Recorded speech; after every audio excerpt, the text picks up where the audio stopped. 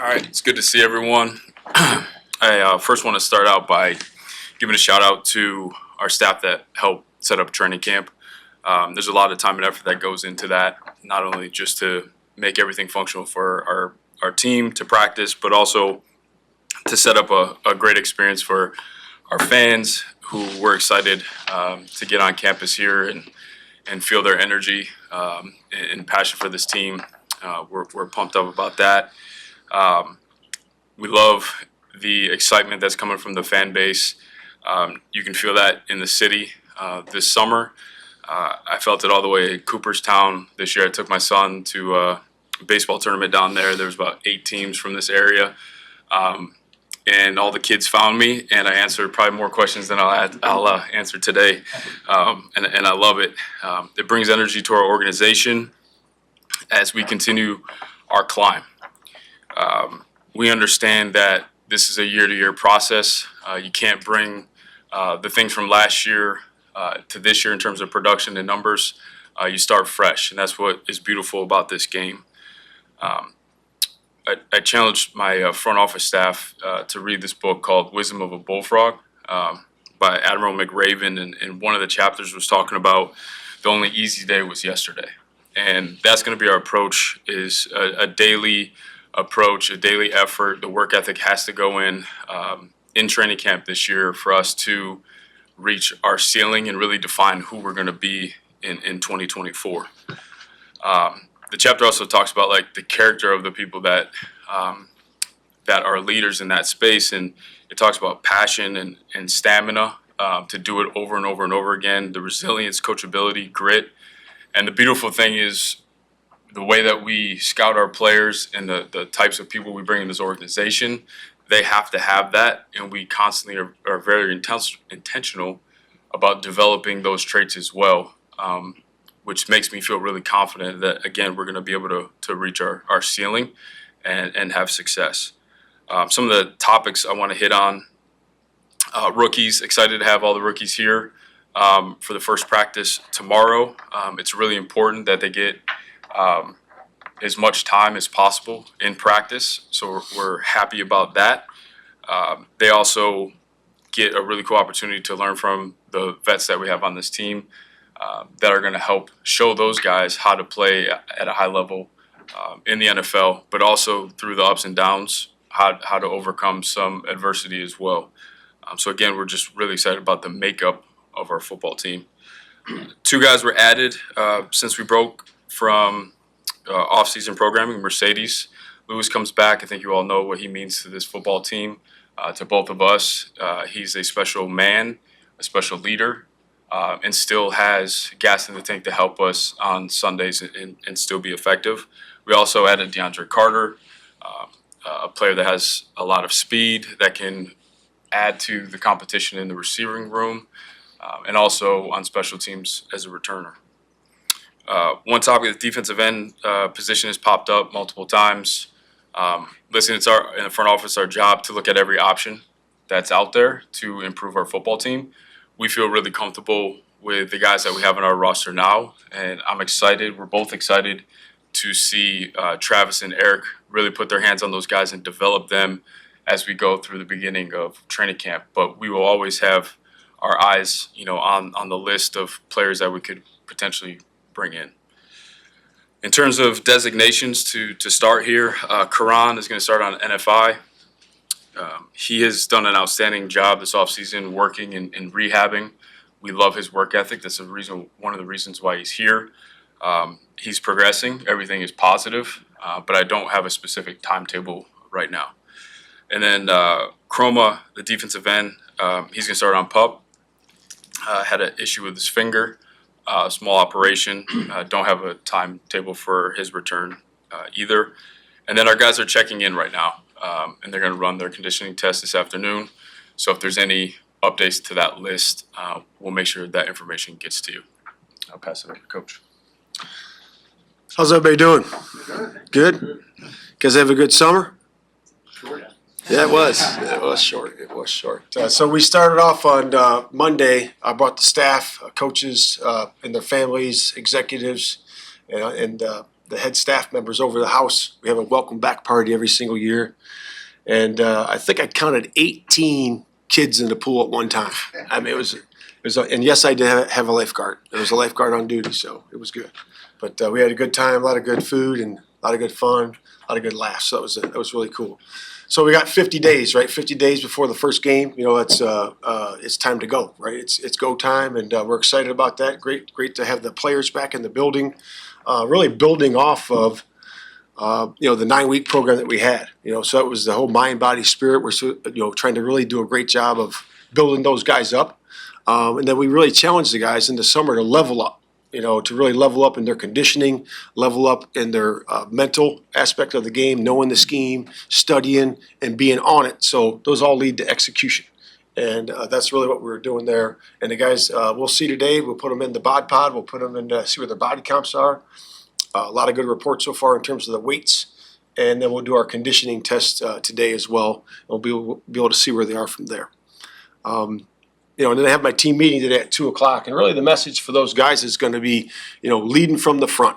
We want guys to lead from the front. It doesn't matter what the age is, what you are in your position, your unit, the team.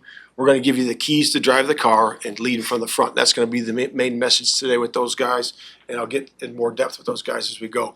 We have a really good mix of youth, and experience throughout the whole football team. But what we do have throughout the entire team is high character. We have a high character football team, and we're excited about getting the continuity of the offense, defense, special teams together during this camp. And that's a big piece of that. That's really, investing, right? We're going to invest. Those guys have to invest a lot. We have a lot of work to do. We have to grow as a football team, and then ultimately we're going to improve. We have to be, it's going to have some really good elite competition. Just talk about that in terms of the in position, right? At the running back spot, at the offensive line spot, at the receiver spot. Every spot on the football team is going to have that, and it's really because we've acquired and drafted well over the last few years. And our roster is better now, so there's more competition. And we welcome that. And we have to evaluate the number as coaches, right? Don't look at the person, the personality. Look at what he's doing on the grass. And that to me is going to be so important, how we evaluate that and really get our depth set. Because we know we're going to need everybody on the roster during the course of the year. We got to develop those guys as we go. That's really it in terms of that. We'll open to questions from there. Ryan, what is training camp like for you as far as part of your process? You built the team. You know a lot of these guys. A lot of them, there's plenty of film or NFL experience. Yep. Is this kind of testing your theory as far as what will fit together or how good the roster is? Yeah, we're just constantly evaluating. You really have that kind of 53-man roster in your mind. You're looking at certain competition to see where, it's tight or not. The biggest thing during training camp is just the health, managing healthy guys that are there if you need to bring anyone in.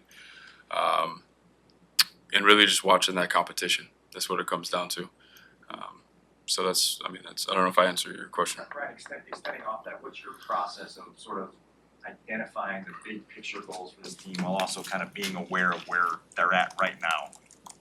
Say that one more time. Just what's your process of identifying kind of the big picture team goals for this team in this season while also staying kind of conscious of where the team is at right now at the starting gate? Yeah, we're constantly kind of going back and forth, like short-term thinking and long-term.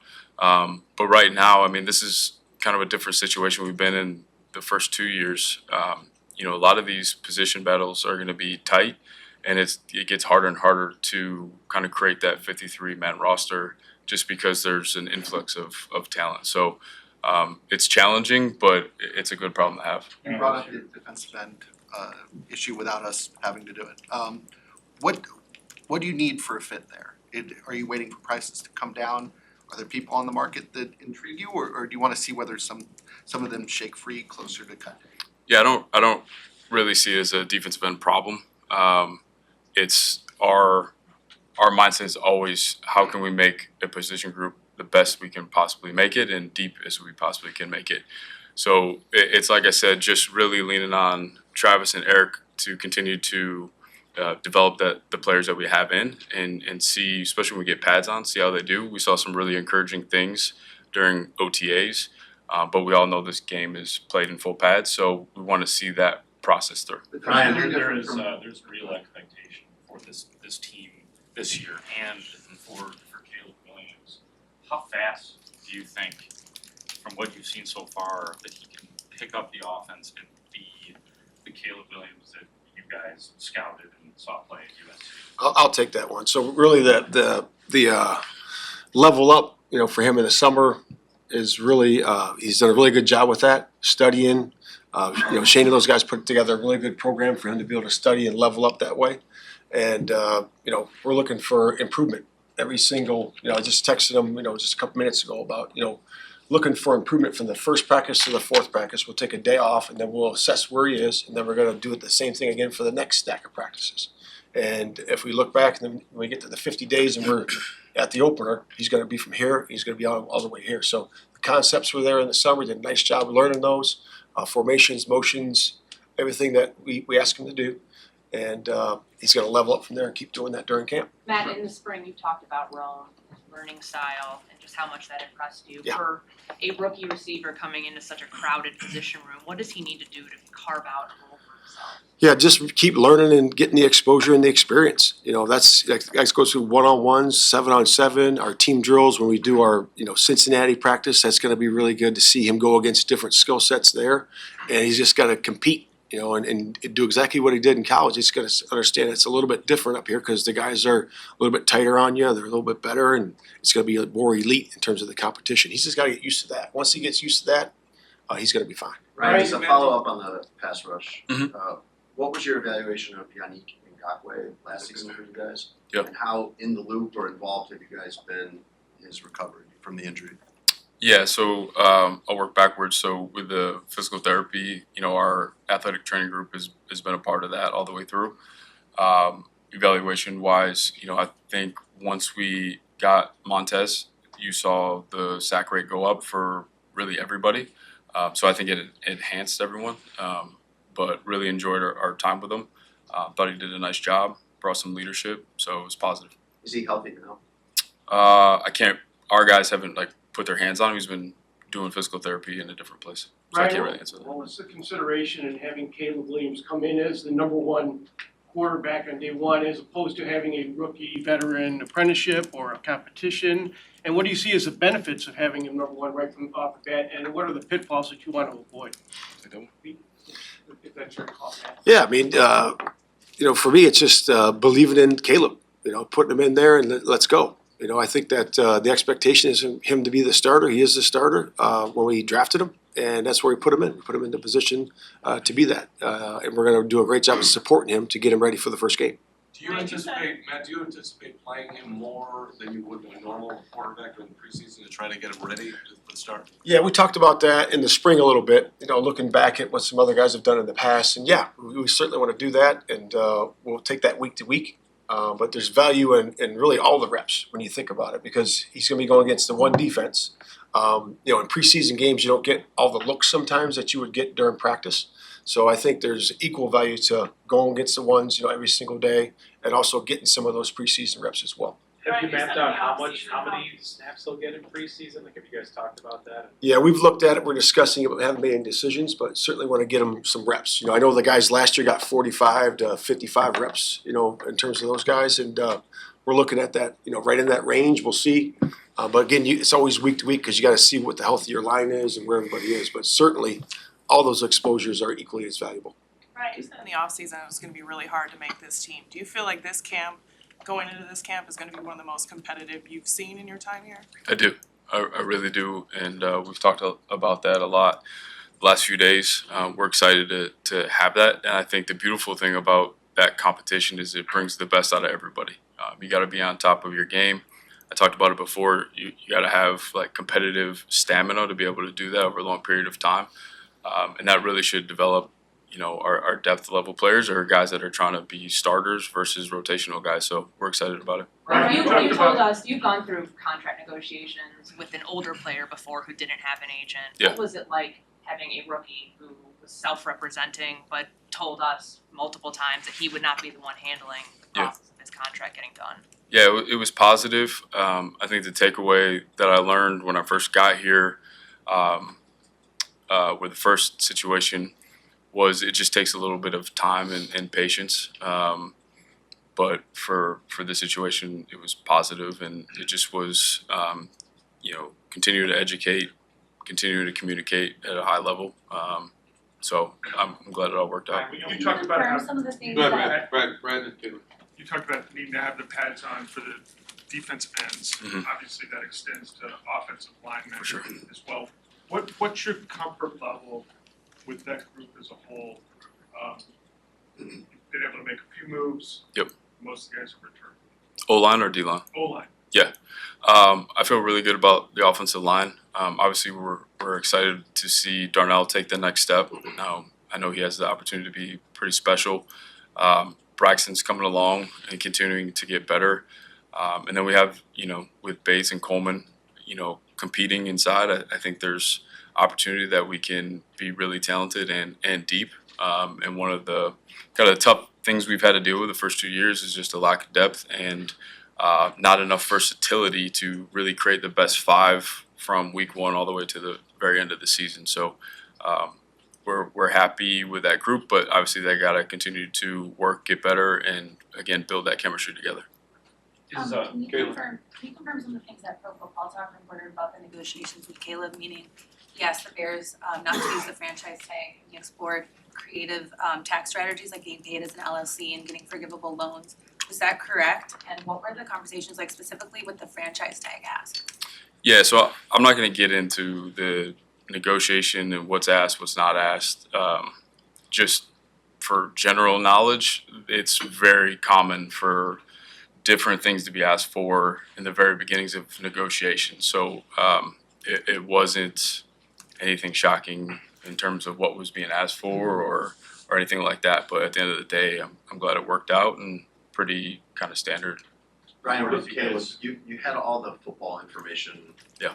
Last year, before you ever even really got into the draft, the offseason of the draft process. But what have you learned about the uniqueness of his personality over the last few months and how outside the box of a thinker he is, maybe even in the contract negotiations?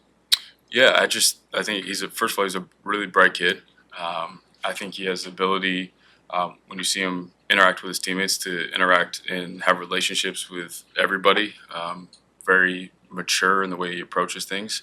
I would say the thing that stands out the most that gets everyone excited is, well, actually two things. His passion for the game and his work ethic is outstanding. The kid's a grinder and wants to be great, but it's always nice to see the work ethic match the desire to be great. Two more, Pat and Chris. What would you consider a successful season? It's hard to define. I like that we start training camp and have the ability to define that in terms of what our ceiling is. Like I said in the opener, we're going to just take a daily approach and get better and better.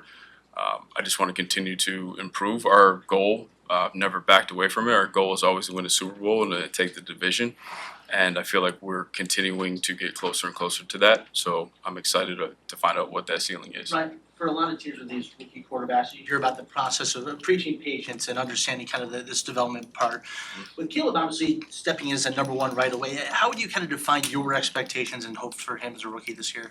Yeah, it's really just to maximize his ability. I think I want to see, and we've talked about this, just leaning on the talent around him as well. I think it's got to be comforting to know like you don't have to do everything on your own.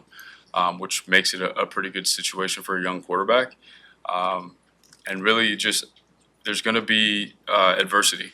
And I just want to see him lean on all of us to get through those moments. And then when it's, you're clicking and in the zone, that those high moments are high, and we just continue to learn and continue to get better every single week and every day.